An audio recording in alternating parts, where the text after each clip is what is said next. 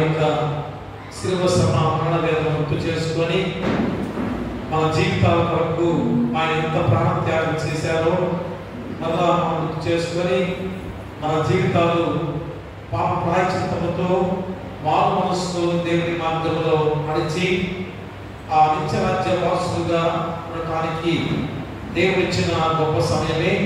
కాబట్టి అందరూ కూడా గమనించుకొని త్వరగా సిద్ధపడి దేవుని సన్నిధికి రావాల్సిందిగా కోరి ప్రార్థిస్తున్నాం. ప్రార్థన చేసుకుందాం.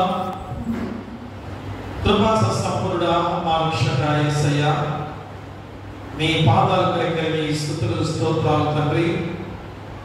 మహోన్నతుడా, పరమండలంలో ఆశ్చర్యుడిగా ఉన్న గొప్ప దేవా, మీకే వేలాది స్తుతులు స్తోత్రాలు.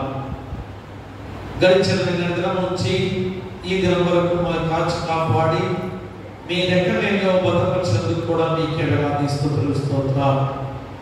మరొక గొప్ప సమయం తండ్రి, 40 రోజుల సమకాల ధ్యానాలలో ప్రతి రోజునైనా మీ శిలువ మరణ వేదన గుర్తు చేసుకొని మా కొరకు నాయన మీరు ఎన్ని శ్రమ పడ్డారో, ఎంత వేదనకు గురయ్యారో, ఎంత అవమానానికి నాయన గురయ్యారో, శిలువ త్యాగం ద్వారా తండ్రి మా జీవితాలకు ఇంత రక్షణ భాగ్యాన్ని అనుగ్రహింపచేసిన దేవాది దేవుడు, మరి మా జీవితాల కొరకు అయ్యా మీరు దేవుడై ఉండి మా కొరకు నాయన ఇంత గొప్ప త్యాగం చేసి ఉండగా మరి మా జీవితాలను మేము మార్చుకోలేని వారిగా, అయ్యా పాప ప్రాయశ్చిత్తము చేసుకోలేని వారిగా, మేము పరిశుద్ధమైన జీవితంతో ముందుకు సాగే వారిగా లేకుండా ఇంకా నాయన మేమందరం కూడా పాప జీవితాలతోనే రోగ జీవితాలతోనే జీవిస్తున్నామా?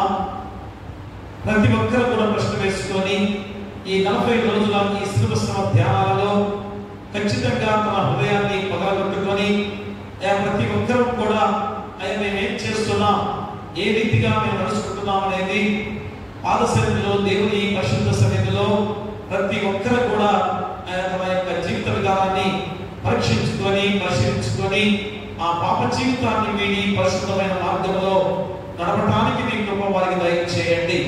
మరి ఈ గొప్ప సమయాన్ని ఎవరు అశ్రద్ధాన్ని నిర్లక్ష్యం చేయకుండా ప్రతి ఒక్కరిని కూడా నడిపించమని, ఈ ఆరాధనతో కూడా మీరు తోడుగా ఉండి నడిపించమని నీ కుమారుడు మా ప్రభువైన యేసుక్రీస్తు ద్వారా వేడుకొంచున్నాము తండ్రి. ఆమేన్. ఎంతో దుఃఖము పొందితివా నా కొరకెంతో దుఃఖము పొందితివా, ఎంతో దుఃఖము నీకు, ఎంతో చింతయు నీకు, ఎంతో దిగులయ్యా నాకు.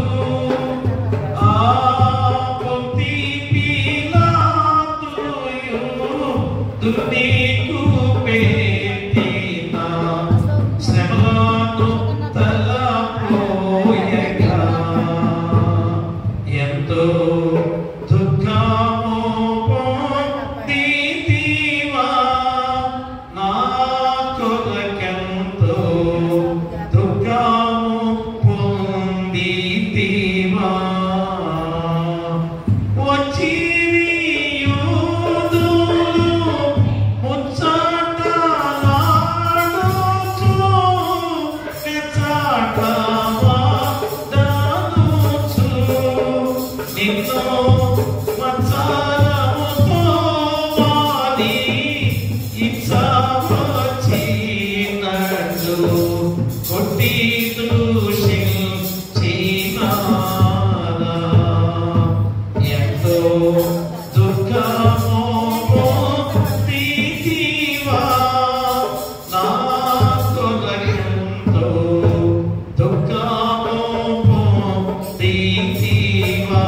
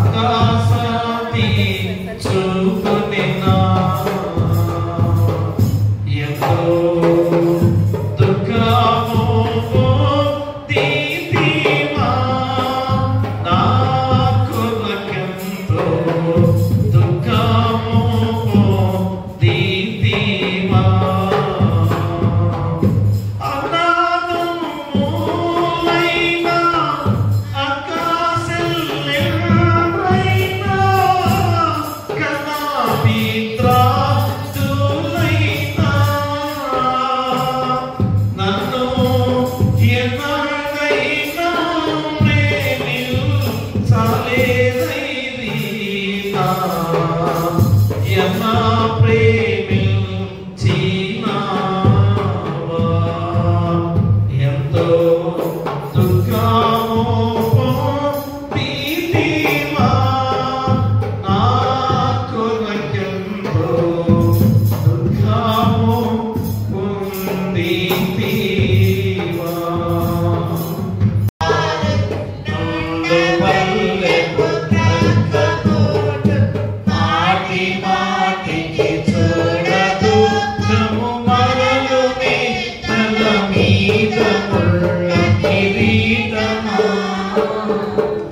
ఇతనికి మాటమా యోధుల మోటులై పాటమునని పాటులను గాటముగా చేసి చూడని క్రీస్తుని చూడని నా సకులారా చూడరే క్రీస్తుని చూడరే తండ్రి యొక్కయు కుమారుని యొక్కయు పరిశుద్ధాత్మ యొక్కయు నామమున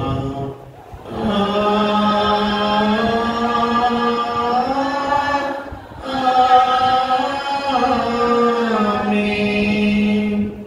ఓ ప్రభువా నా పెదవులను తెరువుము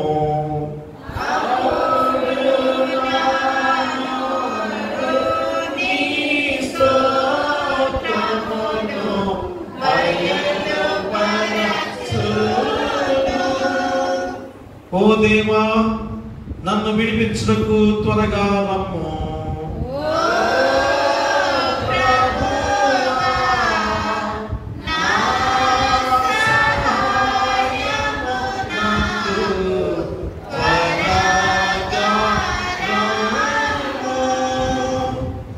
తండ్రికిని కుమారుడికిని పరిశుద్ధాత్మకును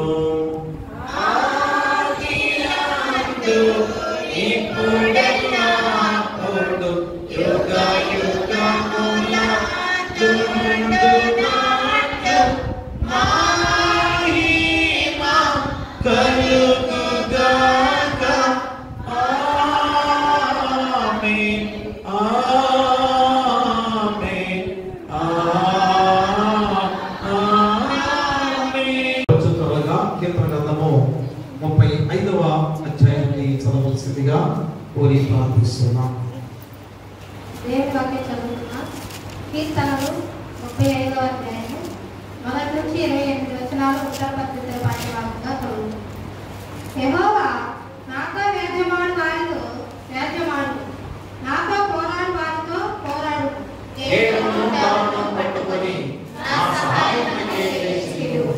ఈట చూసి నన్ను తరుగు వారిని అడ్డగింపు, నేనే నీ రక్షణ అని నాతో సెలవింపు.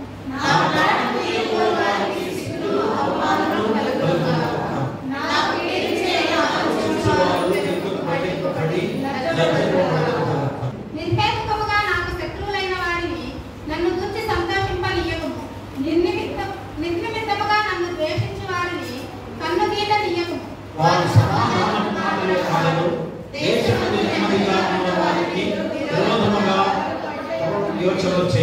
నన్ను దూషించుటకై వారు నోరు పెద్దదిగా తెచ్చుకొనుచున్నారు. ఆహా ఆహా, ఇప్పుడు వారి సంగతి మాకు కనబడినదే అంటున్నారు.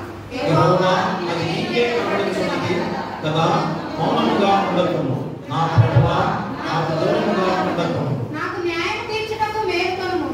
నా దేవా నా ప్రభువా, నా పక్షమున రాజ్యమాడుటకు లెమ్ము. యెహోవా నా దేవా, నీ నీతిని బట్టి నాకు న్యాయం తీర్చుము. ఆహా, నా ఆశ తీరను అని మనసులో వారు అనుకొనకపోదురు గాక. వాని మింగి వేసితిమని వారు చెప్పుకొనక ఇందురు గాక. నా అపాయమును చూచి సంతోషించు వారందరూ నా మీద ఆశ్రయపడువారు సిగ్గుపడి అపకీర్తి పాలగురు గాక. నా నిర్దోషత్వమును బట్టి ఆనందించువారు ఉత్సాహధ్వని చేసి సంతోషించుదురు గాక. తన సేవకుని క్షేమమును చూసి ఆనందించు యెహోవా కనపరచబడును గాక అని వారు నిత్యము పలుకుదురు. అందరూ కలిసి నా నాలుక నీ నీతిని గూర్చియు నీ కీర్తిని గూర్చియు నిలబడిన సంలాపములు చేయును. దేవుని వాక్యం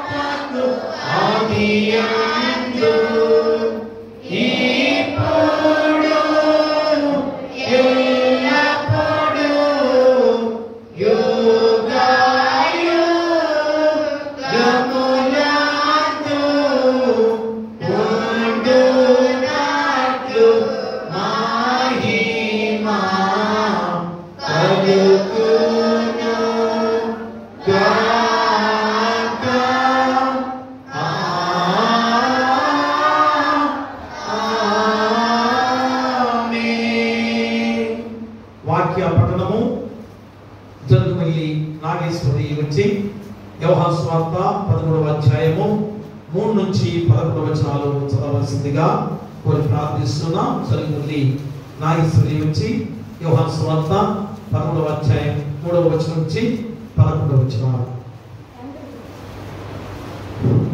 తండ్రి తన చేతికి సమస్తం అప్పగించినట్టు తాము దేవుని యొద్ద నుండి బయలుదేరి వచ్చినట్టు దేవుని యొద్దకు వెళ్ళవలసినదని యేసు ఎరిగి భోజన పంక్తిలో నుండి లేచి తన పై వస్త్రం అవతల పెట్టి వేసుకుని తన తువాలు తీసుకుని నలుగురు కట్టుకున్నాడు. అంతటా పళ్ళెములో నీరు పోసి శిష్యుల పాదములు కట్టుకుని తాను కట్టుకుని ఉన్న తువాలతో కొంచెం మొదలుపెట్టాడు. ఇట్లు చేయొచ్చు ఆయన సీమోని పేరు నదికి వచ్చినప్పుడు అతడు ప్రభా నీవు నా పాదములు కడుగువా అని ఆయనతో అడిగి అందుకు యేసు నేను చేయించున్నది ఇప్పుడు నీకు తెలియదు కానీ ఇక మీదట తెలుసుకుందని ఆయనతో చెప్పగా పేదలు నీవెన్నడూ నా పాదములు కడుగున్నారని ఆయనతో అని అందుకు యేసు నేను నీకు కడిగినదా నాతో నీకు పాల్గేదని సీమోను పేరు ప్రభా నా పాదములు మాత్రమే కాక నా చేతులు నా తలను కూడా కడిగినని ఆయనతో చెప్పాను. యేసు అతన్ని చూసి స్నానం చేయవాడు పాదములు తప్ప మరి ఏమి కడుక్కునక్కర్లేదు. అతడు కేవలము పవిత్రుడాయన మీరు పవిత్రులు కాదు మీలో అందరూ పవిత్రులు కాదని తను అప్పగించిన వాడు లేదు కనుక మీలో అందరూ పవిత్రులు కాదని ఆయనతో చెప్పాను. ఓ ప్రభువా మమ్మల్ని కనికరింపము. దేవునికి స్తోత్రము కలుగును గాక. అలాగే వాక్య ధ్యానానికి ముందుగా మా మధ్యలో పులగం మరియమ్మ గారు వచ్చి ప్రార్థనలో నడిపించవలసిందిగా కోరి ప్రార్థిస్తున్నాం. వాక్య ధ్యానానికి ఇక్కడ కూడి వచ్చిన మీ అందరికీ నా ప్రత్యేకమైన వందనాలు తెలియజేస్తున్నాను. ఈరోజు దేవుడు మన జీవితంలో ఒక విలువైన విషయాన్ని గురించి నేర్పించబోతున్నాడండి. మన ఆత్మీయ జీవితాలకు అవసరమైనటువంటి ఒక చక్కటి విషయం ఈరోజు మనం నేర్చుకోబోతున్నాం. మనం భూమి మీద నుండి మరణించి వెళ్ళేటప్పుడు పరిపూర్ణంగా మారి దేవుని యొద్దకు వెళ్ళాలని దేవుడు ఈరోజు కోరుకుంటున్నాడు. అందుకే ఈరోజు విధేయత అన్నటువంటి లక్షణాన్ని మన జీవితంలో ఏ విధంగా అలవర్చుకోవాలో దేవుడు బైబిల్ గ్రంథం ద్వారా మనతో ఏం మాట్లాడబోతున్నాడో ఈరోజు మనం తెలుసుకుందామండి. ఈరోజు దేవుడు మనకి ఇచ్చిన అంశం ఏమిటంటే విధేయత నేర్చుకో. ఈ యొక్క విధేయత గురించి నేను ముందు 5 మాటలు మీ యొద్దకు తీసుకురావాలని ఆశపడుతున్నానండి. మొదటిదిగా విధేయత, రెండవదిగా విధేయత అంటే ఏంటి, మూడవది విధేయత అనేది సులభమా, నాలుగవదిగా విధేయత ఏ విధంగా నేర్చుకోవాలి, ఐదవదిగా మనం ఎలాంటి విధేయత కలిగి ఉండాలి. మొదటిగా మనం చూసినట్లయితే విధేయత, దీన్ని ఇంగ్లీష్లో ఒబీడియన్స్ అంటారండి. విధేయత అనేది సర్వసాధారణంగా మన పైన అధికారులు కావచ్చు, మనకన్నా పెద్దవారు కావచ్చు, మనకన్నా చిన్నవారి నుంచి పెద్దవారి దాకా ఈ యొక్క విధేయతను ఆశిస్తూ ఉంటారు కదండి. ఫర్ ఎగ్జాంపుల్ నేను కొన్ని చెప్తాను. తల్లిదండ్రులు పిల్లలు తమకు విధేయులుగా ఉండాలని ఆశిస్తారు. అలాగే ఉపాధ్యాయులు విద్యార్థులు తమకు విధేయులుగా ఉండాలని ఆశిస్తారు. ఒక భర్త తన భార్య తనకు విధేయురాలుగా ఉండాలని ఆశిస్తారు. అలాగే ఒక యజమానుడు తన కింద పనిచేస్తున్న వారు తమకు విధేయులుగా తమ సమస్తకు విధేయత కలిగి జీవించాలని ఆశిస్తూ ఉంటాడు కదండి. ఇది అంతా కూడా సమాజంలో ఒక సర్వసాధారణమైనటువంటి విషయం. ఇక్కడ మనం ఒకసారి గమనించినట్లయితే మనుషులుగా మనం ఒకరు మన కింద విధేయత కలిగి ఉండాలని ఏ విధంగా అయితే కోరుకుంటున్నామో అలాగే దేవుడు కూడా విధేయత కలిగి ఉండాలని కోరుకున్నాడు. అది ఏ విధంగా ఉండాలంటే క్రైస్తవులుగా క్రీస్తునందు విశ్వాసం ఉంచి దేవుని నమ్ముకొని రక్షణలోకి వచ్చిన మనం దేవునికి విధేయతగా జీవించాలని దేవుడు కోరుకుంటున్నాడండి.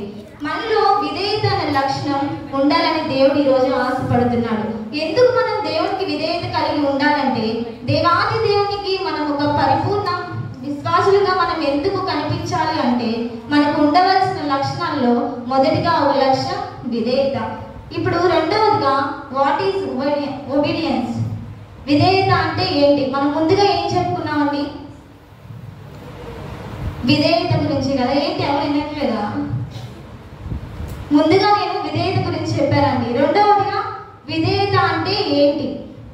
ఈ విధేయత అనే లక్షణం మన జీవితంలో ఏ విధంగా ఉండాలి అంటే బాప్తిజం తీసుకున్న తర్వాత విధేయత అన్నది మన జీవితంలో ఏ విధంగా ఉండాలన్నది ఈరోజు మనం తెలుసుకుందాం. విధేయత అంటే మాట వినడం లేదా చెప్పిన పని చేయడం లేదా తల వంచడం. మన మీద ఎవరైతే పై అధికారులుగా లేదా పైవారుగా ఉంటారో వారి పట్ల మనం విధేయత వహించి వారి పట్ల జాగ్రత్త వహించుకోవడాన్ని విధేయత అంటారండి. ఇక్కడ మనం చెప్పిన విధంగా ఇవన్నీ కూడా విధేయత కిందకి వస్తాయి. ఇప్పుడు ఒక మనిషి పట్ల మనము ఏ విధంగా అయితే విధేయత కలిగి ఉన్నామో అలాగే దేవుడు కూడా దేవుడి పట్ల మనం విధేయత కలిగి ఉండాలని ఆశిస్తున్నాడు. అది ఎలా కలిగి ఉండాలో దేవుడు బైబిల్ గ్రంథం ద్వారా మనతో ఏం మాట్లాడుతున్నాడో చూద్దామా? 1 పేతురు 1వ అధ్యాయము 14-15 వచనాల్లో కనుక మనం చూసినట్లయితే, నేను పరిశుద్ధుడనై ఉన్నాను కనుక మీరును పరిశుద్ధులై ఉండుడని రాయబడి ఉన్నది. కాగా మీరు విధేయులకు పిల్లలై మీ పూర్వపు అజ్ఞాన దశలో మీకుండిన ఆశలను అనుసరించి ప్రవర్తింపక మిమ్మల్ని పిలిచిన వాడు పరిశుద్ధుడై ఉన్న ప్రకారము మీరును సమస్త ప్రవర్తనయందు పరిశుద్ధులై ఉండుడి. చాలండి. ఇక్కడ వచనంలో మనం చూసినట్లయితే నేను పరిశుద్ధుడై ఉన్నాను కనుక మీరును అంటే ఎవరండి? ఇక్కడ కూడి ఉన్న మన అందరం కూడా ఎలా ఉండాలంట? పరిశుద్ధత కలిగి ఉండాలంట.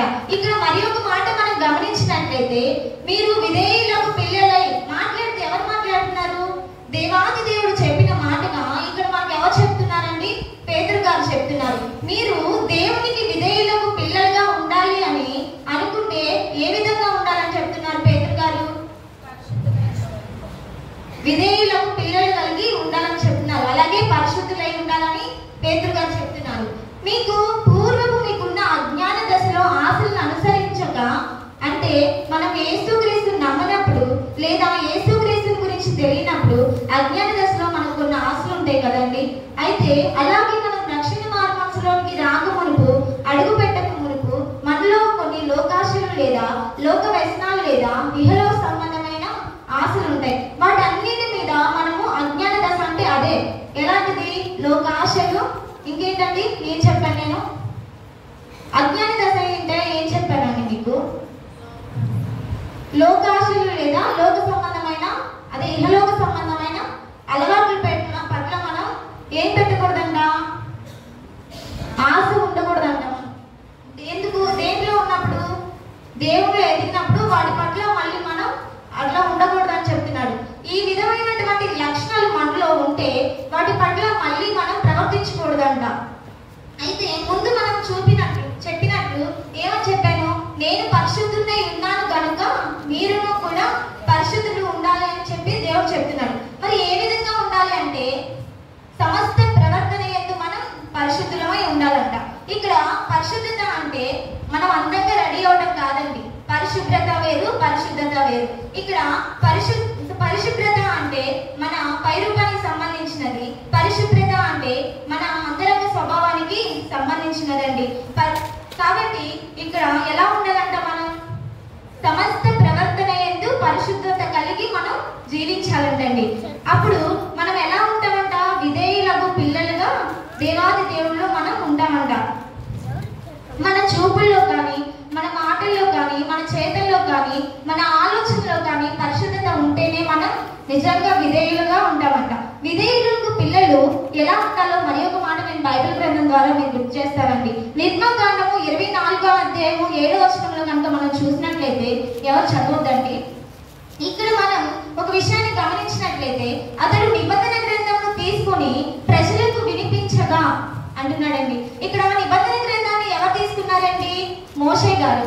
ఇక్కడ మనం చూసినట్లయితే మోషే గారు యెహోవాను సమీపించేవారంట.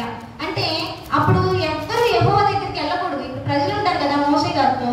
ఇప్పుడు ఎగ్జాంపుల్ నేను ఒకటి చెప్తాను. ఇప్పుడు దైవజనులు ఉన్నారు. దేవుడు వాళ్ళకి ఈ రోజు ఈ వాక్యం చెప్పాలి అని ఆజ్ఞాపిస్తే వాళ్ళకి మనం బోధిస్తారు. అప్పుడు మనం వారు చెప్పిన మాటలను బట్టి మారుమనసు పొంది మనం అలా నడుచుకోవాలి. అలాగే ఇక్కడ మోషే గారు ఎలాగా యెహోవాను సమీపించేవారంట. అప్పుడు యెహోవా మోషే గారికి చెప్పిన మాటలని మళ్ళీ మోషే గారు వచ్చి ఏం చేసేవారంట? ప్రజలకు చెప్పేవారంట. అప్పుడు ప్రజలందరినీ కూడా యెహోవా చెప్పిన మాట ప్రకారం చేసేవారంటండి. ఈ మాట ద్వారా మనం ఏమర్థం చేసుకోవాలి అని అంటే దేవాది దేవునికి ఆ ప్రజలు ఎంత విధేయత కలిగి ఉన్నారో మనకి ఇక్కడ అర్థమవుతుంది కదండి. మరి ఇంకో ఎగ్జాంపుల్ చూస్తే ఇప్పుడు మన పై అధికారులు ఉన్నారండి. వారు కొంతమందిని మనకి కావాలంటే ఏం చేస్తారు? డైరెక్ట్ గా వచ్చి పై అధికారులు మనకు చెప్పరు కదా, వాలంటీర్స్ ఉన్నారు. వాళ్ళ ద్వారా మనకి మామూలుగా ఏం చెప్తారు, ఆధార్ సర్వే కానివ్వండి ఇంకా మొదలైనవి వాళ్ళ ద్వారా మనకి ఇన్ఫర్మేషన్ అందిస్తారు. అలాగా దేవుడు అప్పుడు మనం ఏం చేస్తాం?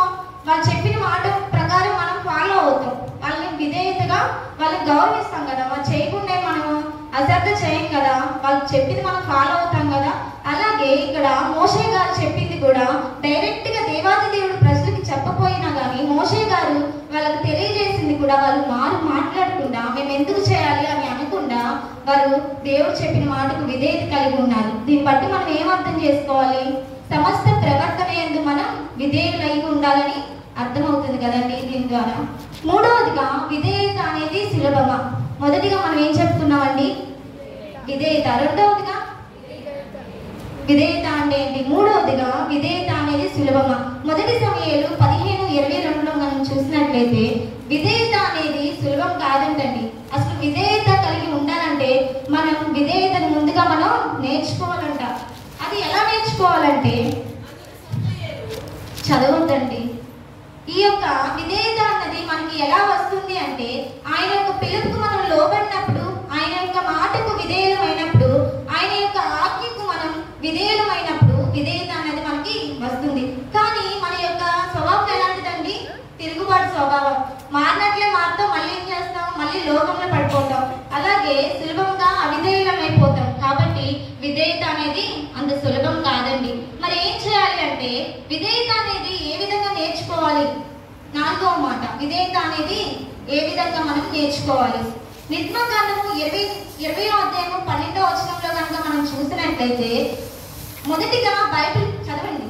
నిర్గమకాండము 20వ అధ్యాయము 12వ వచనం. మీకు అనుగ్రహించే దేశంలో నీవు దీర్ఘాయుష్మంతువగునట్లు నీ తండ్రిని తల్లిని సన్మానింపుము. ఇక్కడ ఏం చెప్తున్నారండి? నీ దేవుడిని యెహోవా నీకు అనుగ్రహించే దేశంలో నీవు నీ తల్లిని తండ్రిని సన్మానించాలని చెప్తున్నారు. మనం మొదటిగా విధేయత అనేది ఎలా నేర్చుకోవాలంటే మొదటిగా బైబిల్ గ్రంథం చెప్తున్న మాట ఏంటండి? మన తల్లిదండ్రులని సన్మానించాలంట. అందువలనే తల్లిదండ్రులుగా మనకు మన బిడ్డలకు విధేయతత్వాన్ని నేర్పించాలంట. చిన్ననాటి నుండే విధేయతను వారికి మనం చెప్పాలంట.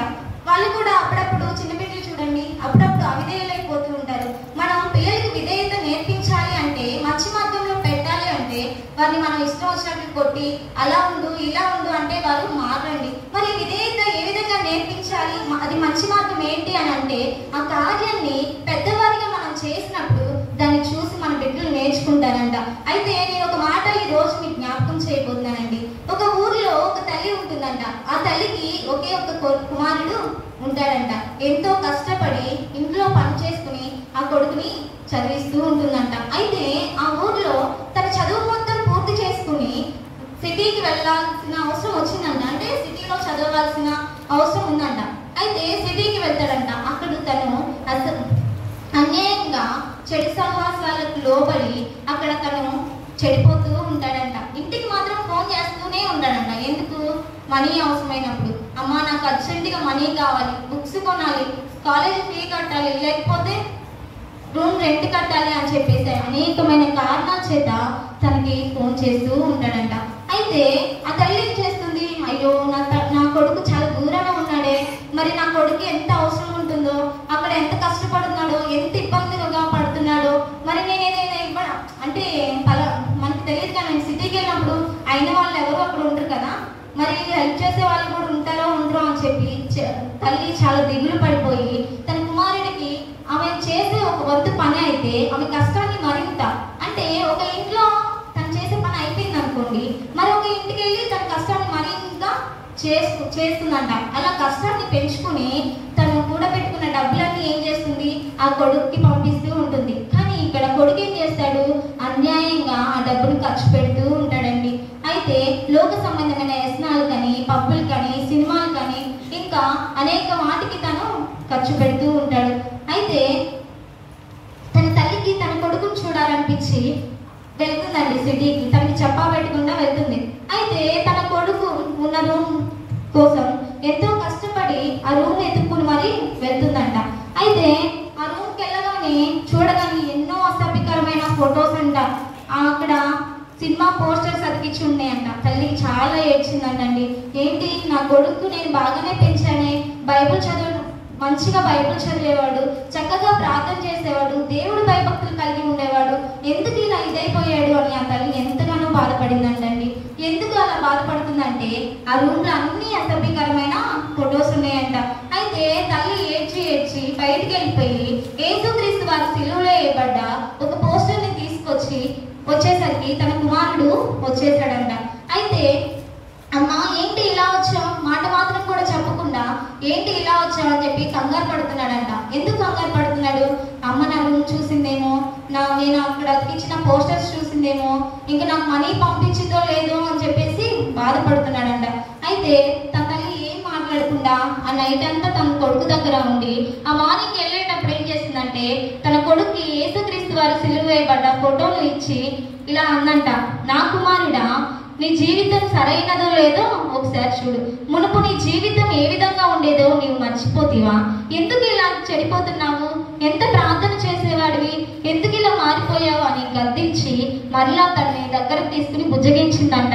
అయితే తన కుమారుడు ఏం చేశాడు, తల్లి ఇచ్చింది కదా అని సెంటిమెంట్ తో ఆ ఫోటోను పడేయకుండా అన్ని పోస్టర్స్ ఉన్న చోటనే ఆ ఫోటోను కూడా తీసుకెళ్లి పెట్టాడంటండి.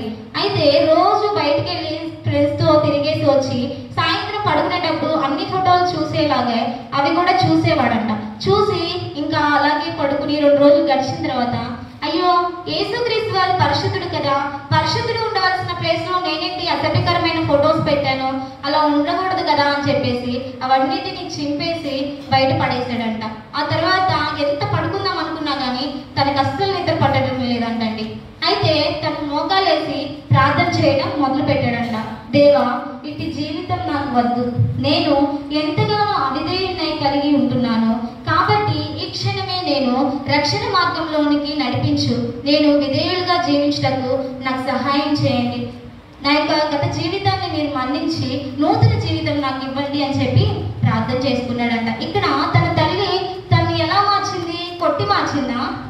కొట్టి మారలేదు కదా. తన తల్లి ఏ విధంగా అయితే విధేయతను చూపించిందో అలాగే మనం కూడా మన బిడ్డలకి అలాగే చూపించాలని కోరుచున్నాను. ఇక్కడ మరి యేసుక్రీస్తు వారు ఏ విధంగా విధేయత నేర్చుకున్నారంటే ఏప్రిల్ 5:8 వచనంలో కనుక మనం చూసినట్లయితే ఆయన కుమారుడు ఇండియు తాను పొందిన శ్రమ వల్ల ఇక్కడ విధేయత నేర్చుకున్నాడంటండి. ఆయనలో పాపం లేదు, ఆయన జన్మ పరిశుద్ధం, ఆయన పరిశుద్ధుడు, ఆయన యొక్క మరణం కూడా పరిశుద్ధమే కదండి. ఆయనలో పాపం లేకుండా ఉన్నప్పటికీ నా తండ్రి ఎలా నేర్చుకున్నాడు విధేయతను? తాను పొందిన శ్రమల వల్ల విధేయత నేర్చుకున్నాడంట. కాబట్టి మనం కూడా మన పాత రోత జీవితాన్ని మార్చుకుని నూతన జీవితంలో అడుగు పెట్టేవారిగా ఉండాలండి. ఇక్కడ మనం 5వదిగా మనం చూసినట్లయితే మనలో ఎలాంటి విధేయత ఉండాలి? మొదటి మాటగా మనం ఏం చెప్పుకున్నామండి? 2వదిగా, 3వదిగా, 4వదిగా, 5వదిగా ఎలాంటి విధేయత కలిగి మనం జీవించాలి? ఇక్కడ ఒక సైనికుడు ఉండేవాడంటండి. అతను ఒక కమాండర్ దగ్గర పలానా స్థావరానికి నువ్వు పేల్చు అంటే ఏం చేయాలంట? సైనికుడు సోల్జర్ ఏం చేయాలంట? ఆ స్థావరాన్ని పేల్చేయాలంట. అయితే అప్పుడు కమాండర్ ఆలోచిస్తూ ఒక పక్కకు తిరిగాక అదిగో ఆ ఇంటిని కూడా పేల్చు అని చెప్పి సోల్జర్కి చెప్పారంట. అయితే తను ఆ ఇంటిని కూడా పేల్చేసి కూర్చుని ఏడుస్తూ ఉన్నాడంటండి. అయితే ఆ యొక్క సోల్జర్ కమాండర్కి చాలా నమ్మకమైన వ్యక్తి అంట. అలా కూర్చుని ఏడుస్తున్నప్పుడు ఆ యొక్క కమాండర్ అడిగారంట, ఏంటన్నా ఏమైంది, ఎందుకు ఏడుస్తున్నావు అని అడిగినప్పుడు సోల్జర్ అన్నారంట, మీరు పేల్చమన్న ఇల్లు నాదే, అందులో నా భార్య, నా పిల్లలు, నా తల్లిదండ్రులు ఉన్నారు అని చెప్పాడంట. అయితే తన యొక్క కమాండర్ ఏమన్నారు? అవునా, మరి ముందే చెప్పొచ్చు కదా, అప్పుడు నేను వద్దు అని చెప్పేదాన్ని అని అంటే అప్పుడు సోల్జర్ అన్నారంట, యు ఆర్ మై కమాండర్, మీరు ఏం చెప్తే అది చేయడం నా కర్తవ్యం, నో చెప్పడానికి లేదు, సో నేను పేల్చేసాను అంతే అని చెప్పేసి ఉన్నాడంట. ఇప్పుడు ఒక అధికారికి తను ఎంత విధేయత కలిగి ఉన్నాడు? మరి నేను పేల్చను అంటే ఆ సమయంలో ఆయన ఏం చేసేవాడో కూడా తనకు తెలియదు. అయితే తను ఎంత విధేయత, తన ఇంటిని, తన బిడ్డలను, తన భార్యను అందరినీ వదులుకున్నప్పటికీ తను ఎంత విధేయత కలిగి ఉన్నాడు? అలాగే అలాగే దేవుడు కూడా మనలో అలాంటి విధేయత చూడాలని ఆశపడుతున్నాడండి. మనం దేవుడు మాట్లాడుతున్నప్పుడు ఈరోజు మనం ఆయన మాటకు లోబడకపోతే కాదన్నామంటే దేవుడు కూడా మనతో మాట్లాడంట, భ్రష్ట మనసులకు అప్పగించేస్తాడంట. ఇక్కడ భ్రష్ట మనసులు అంటే ఏంటండి? వాత వేయబడ్డ మనస్సాక్షి ఏంటండి. అయితే ఆ మనస్సాక్షికి అప్పచెప్పినప్పుడు మనం ఎంత చెప్పినప్పటికీ కూడా దేవుడికి వినిపించుకోడంట. అయితే మనం లోబడకపోతే దేవుడు మనల్ని వదిలేస్తాడంట. దేవుడు వదిలేస్తే ఇంక మన జీవితం ఏముంది? ఒకసారి జ్ఞాపకం చేసుకోండి. ఒకసారి దీని గురించి మనం ఆలోచించినట్లయితే దేవుడు కనుక మనల్ని వదిలేస్తే ఇంకా మనం బ్రతుకు ఏముంది? చిన్నప్పటి నుంచి దేవుడు మాట్లాడుతూనే ఉన్నాడు కదండి మనతో. మామూలుగా సండే స్కూల్ టీచర్స్తో కానివ్వచ్చు, యూత్ మీటింగ్లో కానివ్వచ్చు, మళ్ళీ దైవజనులతో కానివ్వచ్చు, అనేకమైన వాటి ద్వారా మనతో మాట్లాడుతూనే ఉన్నాడు. అయినప్పుడు మనం వింటున్నామా? ఎంతకాలం మనం దేవునికి లోబడకుండా అవిధులై ఉంటాం? ఇవన్నిటినీ ఒకసారి జ్ఞాపకం చేసుకొని అవిధేయులే కాక దేవునికి విధేయులకు జీవించాలని ఈ కొద్ది మాటలు దేవుడు మన వెనుకల్లో దీవించబడిన గాక. ఆమె ఏమైనా తప్పులుంటే మన నుంచి మనం అడుగుతున్నాం. నాకు ఇది సంబంధించిన పాస్టర్ గారికి మరొకసారి వందనాలు తెలియజేస్తాను. ఆయన నా యొక్క పాదాలు కడగటం ఏంటి? చూడండి ప్రియమైన, ఎంత ఆశ్చర్యకరమైన సంఘటన అక్కడ జరిగిందో. వారు ఆశ్చర్యపోయారు. ముఖ్యంగా పేతురు ఆశ్చర్యపోయి ఏమన్నాడు? అయ్యా, నా పాదాలు కడగవద్దు. నువ్వు కడగటం ఏంటి? నా పాదాలు కడగవద్దు అన్నప్పుడు యేసుక్రీస్తు వారు చాలా గొప్ప మాట అక్కడ చెప్పారు. ఏమని చూడండి అక్కడ, నా పేతురు నీవు వెంటనడును నా పాదములు కడగరాదని ఆయనతో అని అందుకు యేసు అసలు నేను నిన్ను కడుగని ఎడల నాతో నీకు పాలు లేదనను. చూసాను అక్కడ ఆ నీళ్లతోనే వారి పాదాలు కడిగిన సందర్భం. కానీ జరగబోయే సమయంలో ఆయన యొక్క పరిశుద్ధ రక్తముతో మనందరం కూడా కడగబోతున్నాడనే ఆ గొప్ప సంకేతం ఈరోజు గుర్తు చేసుకుంటాం. ఆ పరిశుద్ధ రక్తంతో కడిగిన విధానమే మన జీవితాలు మనం ఎంతగా ఆ విధేయతతో జీవించాల్సిన బాధ్యతను గుర్తు చేస్తున్నారు. మరి రోజు ఆయన చేసిన గొప్ప కార్యం ఏంటి? శిష్యుల యొక్క పాదాలు కడిగిన ఆ గొప్ప సమయం. అది ఎంతగా నేర్చుకోవాలి మనం విధేయత. మరి మనం ఎలాగా ఉంటాం? నేను గొప్ప అని ఇప్పుడు కూడా విరమిగుతూ ఉంటాం ప్రతి సందర్భంలో కూడా. కాబట్టి ఈరోజు మరి పాప హెప్సిబ మరి విధేయత గురించి ఎంత చక్కగా మరి 5 మాటలుగా చెప్పిన విధానం. మరి యేసుక్రీస్తు వారే దేవాది దేవుని కుమారుడే మన శిష్యుల పాదాలు కడిగి ఆ విధేయత నేర్చుకోమని ఈరోజు మనకు చెప్పిన గొప్ప సంఘటన. మరి ఈరోజు మనం అలాంటి విధేయత మనలో ఉందా? మా తల్లిదండ్రుల పట్లే విధేయత లేని వారిగా జీవిస్తున్నాం. పెద్దల ఏళ్ళ విధేయత లేని వారిగా జీవిస్తున్నాం. ఎవరైనా బయట పెద్ద మనిషి వెళుతూ అరే బాబు ఏంటో నువ్వు చేస్తున్నావు, తప్పు చేస్తున్నావు అంటే నువ్వెవడో మాకు చెప్పడానికి ఎంత ఘోరమైన మాటలు మాట్లాడతారు. మరి ఇక విధేయత మనం ఎలా నేర్చుకుంటున్నాం? దేవుడిలో ఇంత గొప్ప బిడ్డలుగా మనం ఎదుగుతున్నప్పుడు ఖచ్చితంగా తల్లిదండ్రులకు విధేయత, అత్తమామకి విధేయత, భర్తకి విధేయత, భార్యకి విధేయత, ప్రతి ఒక్కరు కూడా అలాగే విధేయత నేర్చుకోవాల్సిన బాధ్యత ఈరోజు యేసుక్రీస్తు వారి యొక్క శిష్యుల పాదాలు కడగడం మనం తెలుసుకున్నట్లయితే, అయ్యో అంత గొప్ప దేవుడే శిష్యుల పాదాలు కడిగాడు అంటే ఎంత తగ్గింపు, ఎంత విధేయత. ఈరోజు మనం కూడా నేర్చుకొని అట్టి గొప్ప విధానంలో మన జీవితాలు కూడా విధేయత ఉన్నట్లయితేనే దేవుని రాజ్యంలో నిత్యరాజ్య వారసులుగా ఉండబోతున్నాం. అట్టి కృప మీకు ఉండాలని కోరుతూ మీకును మీ కుటుంబాలకును సదాకాలం దేవుడు తోడైనను గాక. ఆమేన్. క్వశ్చన్స్ రాసుకోండి. 21 దైవ పాలులు విరిగినయా పాయే యెహోవా దేవా ఇరిగి నలిగినాయతి హృదయాంబాల శంభు చేయవు నీ కాటాక్షంభుతో సియోనుకు ఇప్పుడే నన్ను తోడను మేలు సేయోమో ప్రకటంబు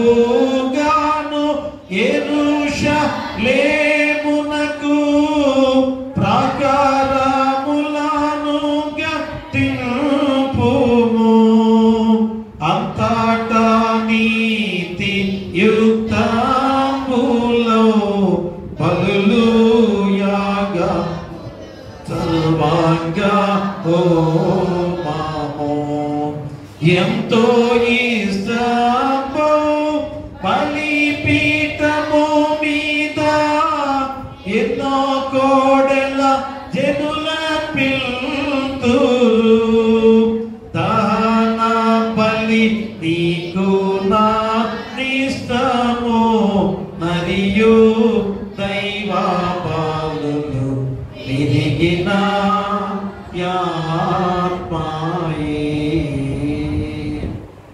ప్రార్థిద్దాము. మహాగణుడా, మహాపరిశుద్ధుడా, మా మిక్కిలి ప్రియ పరలోకపు తండ్రి, పరమండలమంత ఆశీనులుగా ఉన్న గొప్ప దేవ, మీకే వేలాది స్తుతులు స్తోత్రం. మరొక గొప్ప సమయముగా ఈ 40 రోజుల శిలువ శ్రమ ధ్యానాలలో 11 రోజులోకి నడిపించి విధేయత నేర్చుకో అన్న ఆయన ఎంత చక్కటి అంశాన్ని మాకు అనుగ్రహింపచేసినందుకు మీకే వేలాది స్తుతులు స్తోత్రాలు. శిలువ శ్రమ మరణ వేదన ద్వారా మాకు నేర్పించిన గొప్ప సత్యం. అందుకని 40 రోజులు కూడా అయ్యా మీ ద్వారా నేర్చుకునేది ఏమిటో ప్రతి రోజు కూడా ఒక అంశం ద్వారా మేము తెలుసుకుంటూ ఉన్నాం. మరి రోజునైనా విధేయత నేర్చుకో. మరి ఆ విధేయత నేర్పడానికి ఆనాడు తల్లినైనా భోజన పంక్తిలో మరి శిష్యులందరూ కూడా నేను గొప్ప అని అయ్యా వారు వాదులాడుకుంటున్నారు. నేను యేసుక్రీస్తు వారు బంధువులు కనుక మరి ఒకడు కుడివైపు ఒకడు ఎడవైపు అని తల్లితో రికమెండేషన్లు. అయ్యా వారు కూడా నేను బంధువులు కనుక నేను ఒకవైపు కుడివైపు ఎడవైపు అని అయ్యా వారు ఎంతగా గొప్పలు చెప్పుకునే వారిగా జీవిస్తున్నారు. పేతురు నేను అన్నింట్లో ముందున్న వాడిని కనుక నేనే గొప్ప అనుకునే విధానంలో ఉన్నవారు. అయ్యా యూదా నేను డబ్బు సంచి నా దగ్గర ఉంది కనుక ట్రెజర్గా నేను ఉన్నాను కనుక నేనే గొప్ప అనే భావనతో ఉన్నవారు. అయ్యా వారందరూ కూడా అయ్యా గుణపాఠం నేర్చుకోవడానికి అయ్యా గుణపాఠం చేయడానికి ఈరోజు ఈ గొప్ప వాక్యాన్ని తండ్రి నాయన మాకు తెలియజేస్తున్నారు. అయ్యా మనుషులుగా మేమందరం కూడా విధేయత కలిగిన వారిగా ఉన్నట్లయితే అయ్యా విధేయత ఈ రోజు మమ్మల్ని ఎంత గొప్పవారిగా చేస్తుందో అది నేర్పించడానికి తండ్రి నాయన మీరు దేవాది దేవుడైంది కుమారుడైంది అయ్యా లోకానికి వచ్చిన దేవాది దేవుడిగా ఉండి కూడా అయ్యా ఆనాడు శిష్యుల యొక్క పాదాలు అయ్యా కడిగిన సందర్భాలను మాకు గుర్తు చేస్తున్నారు. ఈ రోజు నాయన ఆ తువాలు ఎప్పుడైతే నడుము కట్టుకునే విధానంలో కార్య సాధన కొరకు తండ్రి ఆ నడుము కట్టుకునే ఆ తువాలను ఈరోజు మాకు గుర్తు చేస్తున్నారు. కాబట్టి ఆయన ఎంత కార్య సాధన చేసిన దేవాది దేవుడము ఎంత ఘోరమైన ఆ శిలువ శ్రమ మరణ వేదన ద్వారా ఆయన మమ్మల్ని రక్షించిన గొప్ప కార్యము. కానీ మేము అది గ్రహిస్తున్నామా? అందుకని ఈ రోజు ఆయన ఆ తువాలను ఆయన శిలువ మీద వేసిన ఆయన ఒక చిత్రపటంగా మేమందరం కూడా చూసుకున్న విధానం. ఆనాడు మీరు నడుపు కట్టుకున్న తువాలే శిలువ మీద అది వేసే ఈ రోజు చిత్రపటంగా ప్రతి వారు కూడా ఆయన అది చిత్రీకరించుకుంటూ ఉన్నారు. కాబట్టి రోజు ఆ తువాలు ఎంత కార్య సాధన ధరించిందో గుర్తు చేసుకునే సందర్భాన్ని కూడా ఈరోజు మాకు తెలియజేస్తున్నారు. కాబట్టి రోజు దీక్ష తీసుకున్న వారు కూడా ఎందుకు ఆ తువాలను ఆయన వేసుకుంటున్నారు? అయ్యా దాని ద్వారా మేము కూడా ఒక కార్య సాధన చేయబోతున్నాం. మాలో ఉన్న పాపాన్ని తీసివేసుకుంటున్నాం, మాలో ఉన్న చెడును మేము తీసివేసుకుంటున్నామనే సంకేతము. కానీ ఆయన బిడ్డలు ఎలాంటి స్థితిలో ఉంటున్నారో మరోసారి దీక్ష తీసుకున్న ప్రతి వారు బిడ్డలకు కూడా తెలుసుకోవాలి. ఆయా దీక్ష ఏది తీసుకుంటున్నారు? ఆయా వారి యొక్క మరి గర్వమైన విధానంలో తండ్రి దీక్షలు తీసుకునే వారిగా ఉంటే అది ఎంతో ప్రమాదకరమైన విధానం. ఆయా దేవుడిని మోసం చేస్తున్నారా? కాబట్టి వీళ్ళలా ఉండకూడదు. ఎవరో అన్యులు చేస్తున్న వారిని చూసి మనం ఎంత అసహ్యించుకుంటున్నాం. ఆయా వారు నల్ల దుస్తులు ధరించి ఎదుగో పనుల మీద ఎంత స్పీడ్ గా పోతున్నారు, ఎంతమంది కొంతమంది తాగేసి తిరుగుతున్నారని ఆయా వారిని ఎలాగా మనం అనుకుంటున్నాం. మరి ఈరోజు దేవాది దేవుడు నిజమైన రక్షకుడు అయ్యా మరొకరికి మానవుగా వచ్చే శిలువ యాగం అనిపించుకున్న దేవాది దేవుడిగా మళ్ళా తిరిగి మనకు గొప్ప జీవితాన్ని ఇచ్చిన దేవాది దేవుడి విషయంలో అయ్యా బిడ్డలు ఎలాగా ఆ దీక్షాపరులుగా ఉంటున్నారో ఒకసారి ఆలోచన చేసుకునే విధానంలో ఆయా తువాలు చాలా ప్రాముఖ్యమైనదిగా గుర్తు చేస్తున్న సందర్భం. కాబట్టి తండ్రి మరి ఈ గొప్ప అంశం ద్వారా ఆయన మరి ఎంత చక్కగా తల్లినైనా బిడ్డ చిన్న వయసు అయినా కానీ ఎంతో చక్కటి దీవెకరంగా ఈరోజు ఎంత ధైర్యంతో తల్లి చక్కటి వాక్యాన్ని క్లుప్తంగా పై ప్రకారంగా ముగించిన గొప్ప విధానం. కాబట్టి ఆ విధేయత అనేది 5 రకాలుగా చెప్పబడిన విధానంలో మేమందరం కూడా ఆ విధేయత ఎలాగ నేర్చుకోవాలో తెలియజేసిన విధానం. మరి రోజు తండ్రి యేసుక్రీస్తు వారిగా ఆ శ్రమ ద్వారా విధేయత నేర్చుకున్నారని ఎంత గొప్పగా హెబ్రీ పత్రిక ద్వారా మీరు గుర్తు చేస్తున్నారు. మరి రోజు మేము ఎలాగా నేర్చుకున్నాం? మీరు మా కొరకు శిలువ శ్రమల ద్వారా మా కొరకు మీరు ఆ శ్రమ పడ్డారు. మా కొరకు శిలువ యాగం అర్పించుకున్నారు. కాబట్టి ఇప్పుడు మేము విధేయత నేర్చుకోవడం వరకే అయ్యా. కాబట్టి అవన్నీ కూడా మీరు మా కొరకు పడి ఉన్నారు కనుక అలాంటి విధేయులుగా మేము ఉన్నామా అయ్యా? మీకు విధేయులుగా మేము జీవిస్తున్నామా అయ్యా? అందుకని ఆనాడు అయ్యా శిష్యుల పాదాలు కడిగిన సందర్భం. కానీ పేతురు అయ్యా గొప్ప దేవాది దేవుడని గుర్తిరిగాడు కనుక నా పాదాలు వద్దు వద్దు అని ఆయన మరింతగా ఆటంకపరిచే సమయం. కాబట్టి నేను నీ పాదాలు కడగకపోతే ఎలాగా నీ యొక్క జీవితము నష్టపోతామని చెప్పేసి అన్నప్పుడు ఆయన వెంటనే పేతురు మరి అందరూ నా పాదాలు కడగరాదని ఆయనతో అన్నప్పుడు నేను కడగనీయడలా నాతో నీకు పాలు లేదన్న సందర్భం తండ్రి. మరి ఆ సందర్భంలో సీమోను పేతురు ప్రభువా నా పాదములు మాత్రమే కాక నా చేతులు నా తలను కూడా కడుగమని ఆయనతో చెప్పిన సందర్భాన్ని ఈరోజు మా గుర్తు చేస్తున్నా. యేసును చూచి స్నానం చేసిన వాడు పాదములు తప్ప మరేమీ కడుక్కోనక్కర్లేదు, అతను కేవలం పవిత్రుడయ్యాలని మళ్ళా చెప్పిన సందర్భం. మీరును పవిత్రులు కానీ మీలో అందరూ పవిత్రులు కాదని కూడా ఆయన గుర్తు చేసిందా. ఎందుకంటే ఆనాడు యూదుల ఆచార ప్రకారం ఆయన వచ్చిన వారికి గాడు కడుక్కోవడానికి ఆయన తల మీద నూనె రాసే ధర్మంలో అవన్నీ కూడా చేయాల్సిన ధర్మం. కానీ ఆ రోజు ఎవరు కూడా అలాంటి ధర్మాన్ని పాటించిన వారికి ఉన్నారు. కాబట్టి ఆయన అలాంటి వారికి మరి మంచి అలవాటు నేర్పించే విధంగా విధేయత నేర్చుకునే వారిగా, ఎందుకంటే ఆ గృహానికి పెద్దవారు వస్తున్నారు కనుక వారి పట్ల విధేయత చూపించకుండా అది లేని వారిగా ఉన్న క్షణాలు శిష్యులనేమో నేను గొప్ప అనుకుంటుండగా వారికి విధేయత నేర్పించడానికి తండ్రి అంత గొప్ప సన్నివేశం తండ్రి. రోజు ఆయన దేవాది దేవుడిగా మనం సృష్టింపజేసిన దేవుడిగా ఆయన మీరు అంత గొప్ప త్యాగం చేశాను. ఈరోజు మేము కన్నీరు కాల్చాలి తండ్రి. మా పాదాలే మీరు కడిగారంటే ఆయన ఎంత మేము బాధపడాలి. రోజు అంతగా పాదాలు కడిగించుకున్న వారిగా మేము కూడా ఆ విధేయత నేర్చుకుని లేని వారిగా జీవిస్తున్నామా? మరి ఇప్పుడే హృదయాలు భద్రం చేసుకొని కన్నీటితో బాధతో ఆయా విధేయత నేర్చుకొని ప్రతి సందర్భంలో కూడా విధేయత 5 రకాలుగా బిడ్డ చెప్పిన వాక్యము ఖచ్చితంగా అవి పాటించే వారిగా ముందుకు సాగడానికి మీకు దయచేయండి. వాక్యాన్ని ఫలింపజేసి ఆ వాక్యాన్ని వెలుగుగా చేసుకున్న వెలుగు గృహాల్లో ఆపాదించిన బాధ్యత దయచేయండి. రాని వారు వచ్చిన వారు వృద్ధాప్యం ఉన్నవారు నడివేసిన వారు ఎవరు ప్రదర్శన వారు చిన్నపిల్లలు కృష్ణోగులు అనాథలు అభాగ్యులు దయచేయండి. బాధితులందరూ క్షేమంగా ఉంచండి. పిల్లలేని వారి పిల్లలు దయచేయండి. వివాహాలు కాని వారికి వివాహాలు చేయండి. గృహాలు లేని వారి గృహాలు ఇవ్వండి. ఎదురాట పక్కన వ్యాఖ్యం చేస్తున్న వారికి సహాయం చేయండి. అలాగే ఆర్థిక ఇబ్బందులతో పడుతున్న వారికి ఆర్థికంగా సహాయం చేయమని వేడుకలు ప్రార్థన చేస్తున్నాం.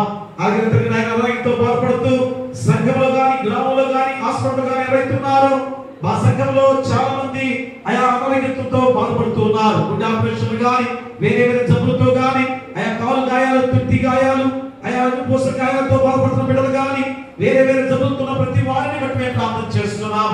ఏస్తున్నాములో గద్దించిందండి మీ హస్తాలతో తాకి ముట్టి స్వస్థపరచమని వేడుకలు ప్రార్థన చేస్తున్నాం.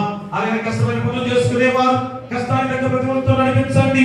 ఉద్యోగస్తులు దూర ప్రాంతాల్లో ఉన్న ఉద్యోగస్తులు రాకపోకలు మీరు తోడుగా ఉండండి.